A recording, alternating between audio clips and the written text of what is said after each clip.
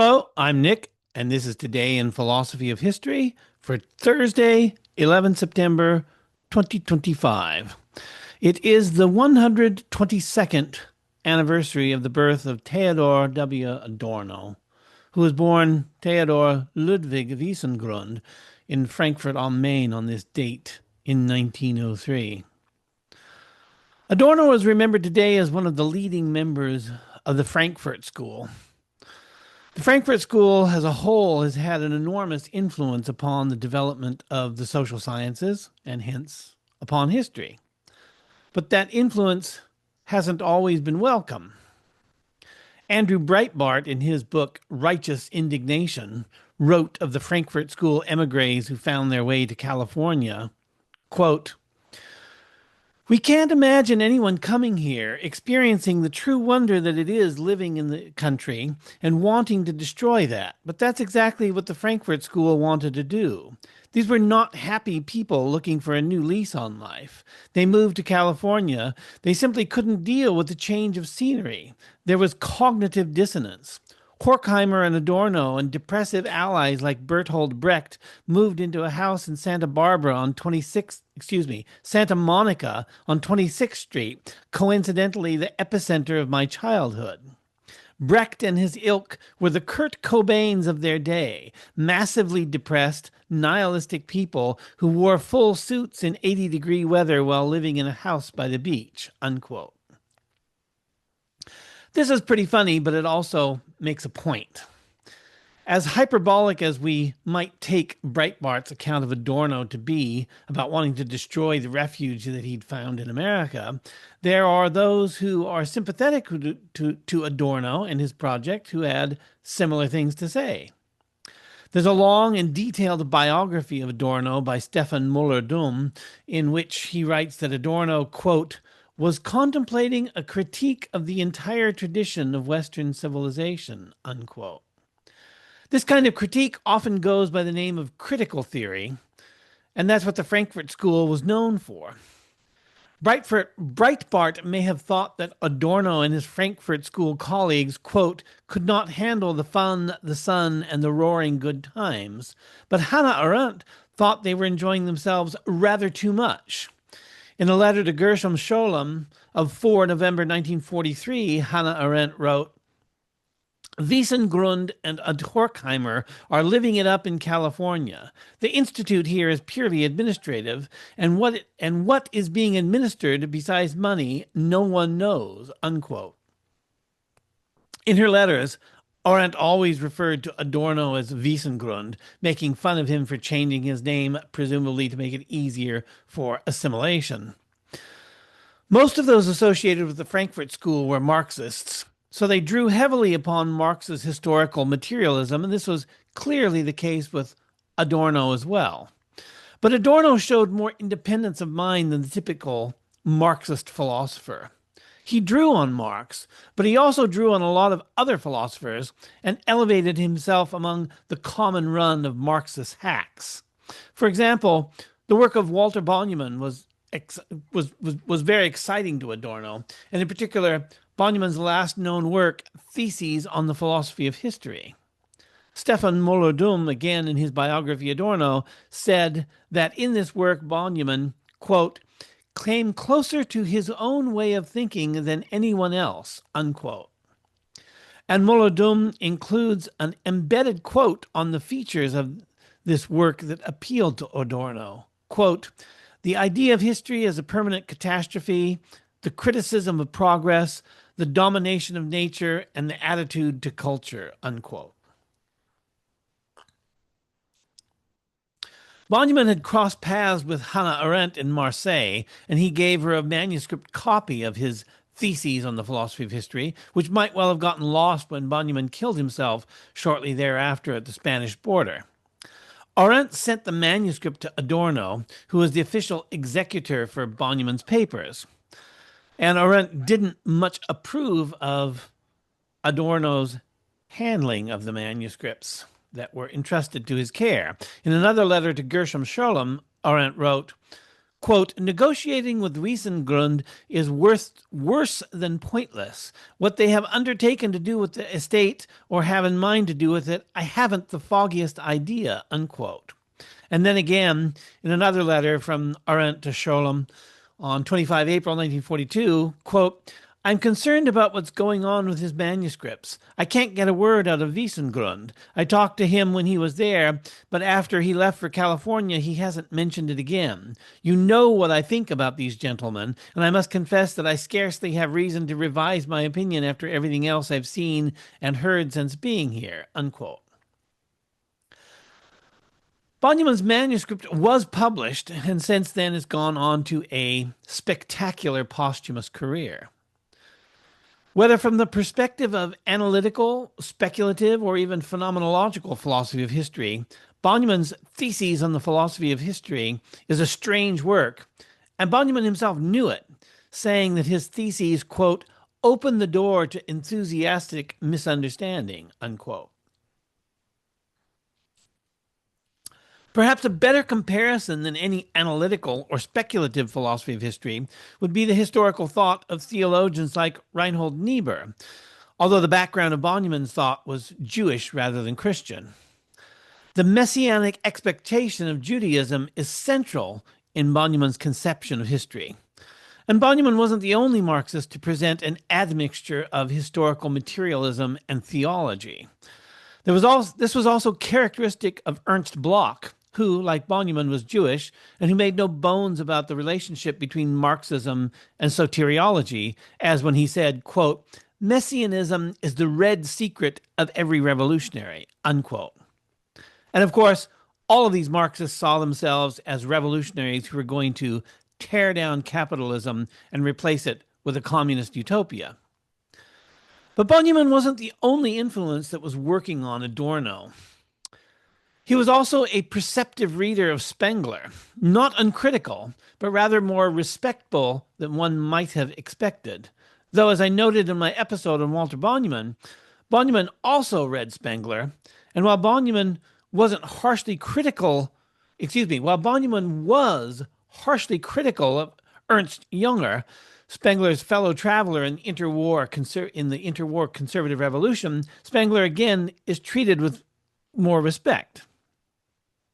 Adorno even goes out of his way to single out Spengler as a philosopher who had been unjustly neglected by academic philosophers. In an essay on Spengler that's included in his book Prisms, Adorno wrote, quote, after the initial popular success of The Decline of the West, German public opinion very quickly turned against the book. The official philosophers dismissed it as superficial. The certified academic disciplines charged it with incompetence and charlatanism. And in the hustle and bustle of German inflation and stabilization, no one wanted anything to do with the thesis of the decline, unquote. And he goes on like that for a couple of pages. In his posthumously published lectures on metaphysics, Adorno continues with the theme of Spengler's neglect. Quote, for Greek thought, the infinite, if such an idea is conceived at all, is a mere scandal, something repugnant which still lacks its destiny, its form. Oswald Spengler noted in this context that, for antiquity, reality lay in the bounding of the infinite by form and not in infinity as such. Despite the barrage of criticism unleashed on Spengler for such remarks, what he says on this central point of Aristotle's philosophy seems to me by no means as perverse as people are apt to insist in polite society, unquote. So Spengler wasn't read in polite society, according to Adorno, but he was read, and he was read and appreciated by Benjamin and Adorno, with Adorno even saying that, quote, Spengler takes his revenge by threatening to be right, unquote. So what do you get when you combine the Marxist eschatology and messianism of Benjamin with the reactionary pessimism of Spengler? Well, Adorno's love child of Spengler and Benjamin were his lectures on philosophy of history from the winter of 1964-1965, posthumously published as History and Freedom. All Adorno's lectures that have been published posthumously, Problems of Moral Philosophy, History and Freedom, and Metaphysics, Concept and Problems all date from the period when Adorno was working on a revision of Dialectic Enlightenment, which he'd written with Max Horkheimer, and while he was working on his own Negative Dialectics, which was published in 1966. These lectures on history, then, are sidelights on the Dialectic of Enlightenment and Negative Dialectics projects. Each casts a particular light on Adorno's overall philosophical project. Now, you might think that a critique of Enlightenment ideology would be something you'd find in a reactionary like Joseph de Maistre or Spengler, and you'd be right. But Horkheimer and Adorno's Dialectic of Enlightenment was a critique of the Enlightenment from a Marxist perspective, and is often considered to be the foundational text of critical theory.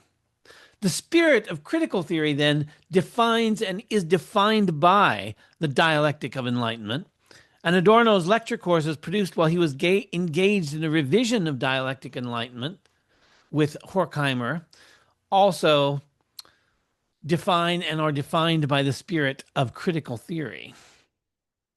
Horkheimer and Adorno opened Dialectic of Enlightenment with this claim, quote, "Enlightenment, understood in the widest sense as the advance of thought, has always aimed at liberating human beings from fear and installing them as masters.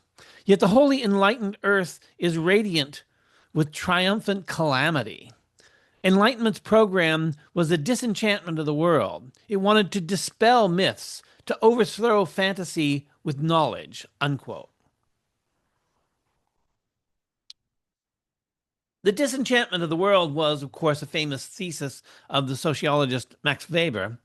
And we get the feeling from Horkheimer and Adorno that this disenchantment has been all too successful, and that we now inhabit a disenchanted world with nothing left to take the place of the former enchantment. Enchantment has been replaced by rationality and calculation. As Weber put it, quote, "There are no mysterious, incalculable forces that come into play, but rather one can, in principle, master all things by calculation. This means that the world is disenchanted. One need no longer have recourse to magical means in order to master or implore the spirits, as did the savage, for whom such mysterious powers existed. Technical means and calculations perform the service," unquote. According to Horkheimer and Adorno, Enlightenment rationalism on this model was doomed to fail. They wrote, quote, "The not merely theoretical but practical tendency towards self-destruction has been inherent in rationality from the first," unquote. The Enlightenment is only the most recent casualty of the self-destructiveness of rationality, which has now come to mean the self-destruction of the Enlightenment. Dialectic of Enlightenment has been as influential, if not more influential, than Benjamin's theses on the philosophy of history. If you're interested in it, there's a massive literature that should sate your curiosity. It's pretty god-awful stuff, if you ask me, almost as bad as reading Marx, and in some ways worse. And a couple of generations have been raised on this material, so its influence has seeped into everything. I'm not going to spend any more time on Dialectic of Enlightenment, but it's important to mention it as the context for Adorno's thought, generally speaking, and his philosophy of history in particular. His philosophy of history we find in the History and Freedom lectures, like I said, from the winter of 1964 and 1965, so just before he published his Negative Dialectics. Adorno summarized the content of the lectures as follows, quote, "In these lectures, I wish to deal only with one specific problem of history, namely, the relation between the universal tendency, and the particular, that is, the individual," unquote. On the other hand, a review of History and Freedom by Frederick Harling gives a different summary of what Adorno's trying to do in his philosophy of history. Quote, "If it is possible to sum up a thesis from this book, it might be that history, though created by humans, tends to move on at its own inexorable pace, powerfully influencing all people. Individually, there is a symbiotic relationship between the march of history and the freedom of the individual. There is a small window of freedom that the individual has to alter the ongoing historical process. Freedom for the individual and the process of history interact as cause and effect, though through this tiny window, they continue to alter history. Unquote. I don't think either of these are particularly illuminating ways to understand what's going on in history and freedom. I've already mentioned the influence of Benjamin and Spengler on this work, and they're important, but the lectures are much more than an exposition of these two. Adorno was extraordinarily erudite. He knew the philosophical tradition intimately, and he brought this tradition into dialogue, you could say, with the more recent and more radical views of Spengler and Benjamin. The lectures on philosophy of history are effectively a battle royale between the tradition of Kant and Hegel on the one hand, who give us what we might call an edifying conception of history, and on the other hand, the recent contributions of Spengler and Benjamin, who give us a somewhat less edifying conception of history that we could call pessimistic for lack of a better term. For Kant, human history is working its way toward a perfect civil constitution, a society that would embody the moral kingdom of ends. This was at once both a social ideal and a moral ideal.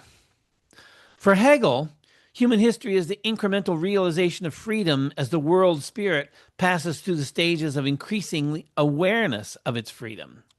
This is a more metaphysical conception than that of Kant, but both Kant and Hegel presented us with a history that is going somewhere. Even if Hegel said that history was a slaughter bench, it was a slaughter bench with a purpose.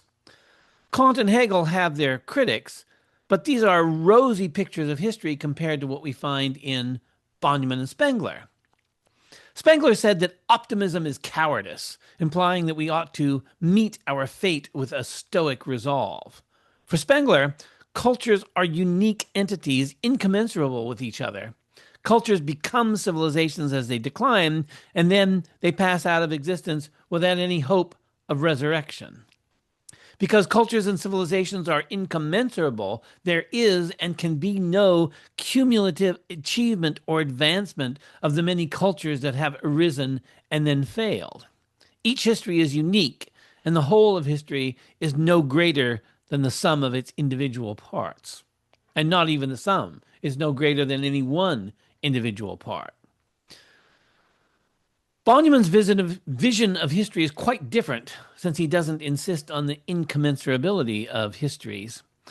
But while there is a larger arc of history for Benjamin, it's one long horror story of brutality and oppression. There's no reason for us to admire the achievements of civilization because, as Benjamin says, every document of civilization is at the same time a document of barbarism. With Benjamin, the only thing that can be salvaged from history is a sense of solidarity with the victims of history. History for Benjamin is a slaughter bench, as with Hegel, but he's intent on not allowing us to forget that the makers of history have blood on their hands. History for Benjamin is a sequence of catastrophes, and we have an obligation to bear witness to these catastrophes. Where Spengler and Benjamin are on the same page is in their rejection of progress, and this perhaps explains Adorno's interest in both of them, since the problem of progress takes a central role in history and freedom. In his notes to the first lecture, Adorno poses a couple of interesting questions. The first of these is this, quote, "What is the relation of progress to the individual? A question brushed aside by philosophy of history," unquote.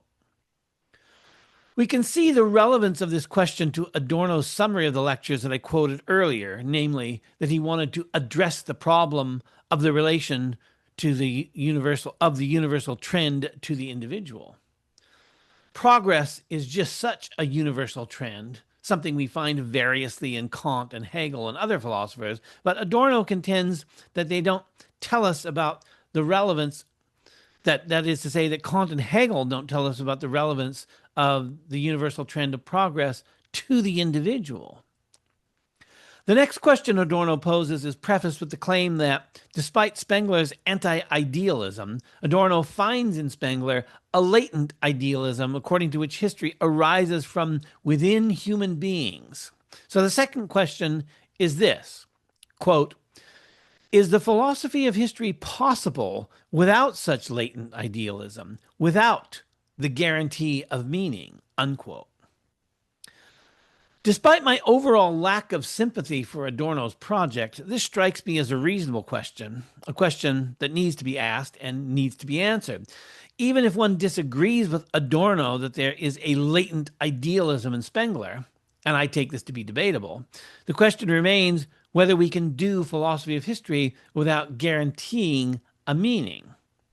I think we can, and I think we need to. The reduction of the complexity of history to some single meaning, with the whole of history being a schematic projection of that meaning onto time, is unhelpful at best and certain to mislead us at worst. Adorno thought that all meaning had been drained out of history by the iterated catastrophes that Benjamin saw in history. So that if there's to be a philosophy of history, it would need to be built on this sequence of catastrophes without dissembling the catastrophic nature of history and without trying to explain away catastrophe as something ultimately good in the long run. So Adorno asked the question citing Spengler, but with Benjamin's conception of history as the guide that's in the back of his mind. Adorno concludes the first lecture with the same question formulated a bit differently.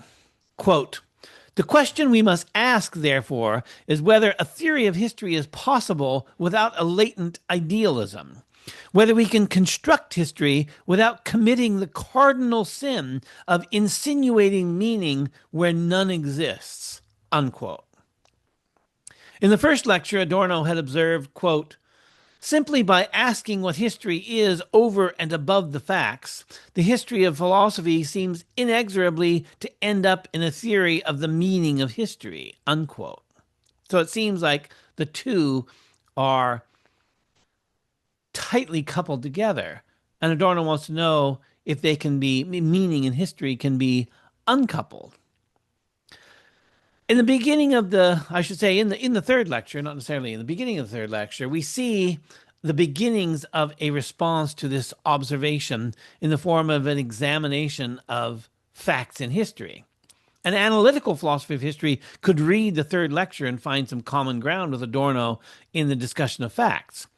For example, Adorno says, quote, what appears to be brute fact is in reality something that has become what it is, something conditioned and not an absolute, unquote. But Adorno doesn't really build on this, and ultimately his thought takes a different direction. In lecture 19, he makes what he calls a transition to moral philosophy. And the remainder of the lectures, he takes on moral questions, especially the question of freedom, which still retains its historical dimension. So he's still doing philosophy of history, but now with a moral overlay.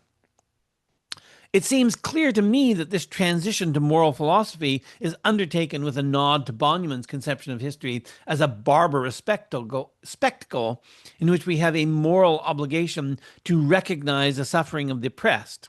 And here both Adorno and Benjamin are true to their Marxist roots in emphasizing the victims of oppression. At this point, even if Adorno had been attempting to construct a theory of history independent of meaning, which Adorno had explicitly proposed as a question, with the shift to moral philosophy as the fulfillment of philosophy of history, that former project of pursuing a philosophy of history without meaning has been shelved. Meaning has been set aside so that value can take its place. In this case, moral value takes the place of meaning. Probably Adorno is on point here as far as human nature is concerned, because many or most persons would be willing to accept a history without meaning if that history was understood to be animated with moral value. In fact, the moral value would become the meaning of history for the individual. But Adorno isn't trying to be true to human nature. He's presenting an elaboration of Bonneman's moral engagement with history in much greater depth of detail, and staying true to his earlier announced theme of the relation between the universal tendency and the particular individual. Alternatively, one could say that Adorno's way of remaining true to human nature is his recurrence to the individual within the great movements of history, universal tendencies that often seem to swamp the individual and to leave the individual irrelevant. Recall, however, that Adorno had attributed a latent idealism to Spengler on the basis of history arising from within human beings. Making the transition to moral philosophy is another way of history arising from within human beings. So it seems that at this point, Adorno is the one betraying a latent idealism. Such are the traps and snares of moralizing history. It's true that the moralizing history of Adorno is radically different from the moralizing histories of earlier centuries, but the continuity of subjecting history to overriding moral concerns is more significant than the particular moral being inculcated by a given history. There's a sense in which this is an inversion of the critique of Whiggish history that I discussed in relation to Herbert Butterfield. Instead of presenting ourselves as the culmination of what history has long been leading up to, we are instead to be understood as the culmination of a long tradition of corruption, making our moral turpitude unique in the history of the world. In this way, everything that the 19th century tried to purge from history came back with a vengeance in the 20th century and remains with us still. Happy birthday, Theodor Adorno, and thanks for listening.